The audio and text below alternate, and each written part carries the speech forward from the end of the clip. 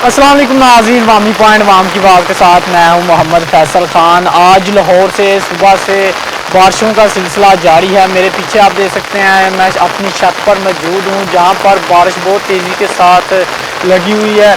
बारिशों का सिलसिला जो है आज से लाहौर में शुरू हो चुका है। रोड ब्लॉक्स हुए हैं, पानी जमा है, कोई इंतज़ामिया की तरफ से इंतज़ाम नहीं किया जा रहा है।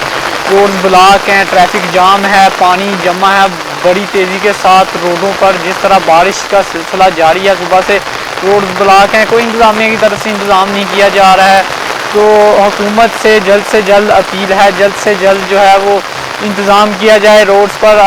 वाल्टन रोड देखा जाए और हम शादरे मोड़, इशरे मोड़, जहाँ पर भी ट्रैफिक ब्लॉक हैं, ये रोडों पर पानी जो है वो बड़ी लहर के साथ रोडों पर जमा हो चुका है और बारिश अभी भी बहुत तेज़ी के साथ जारी है।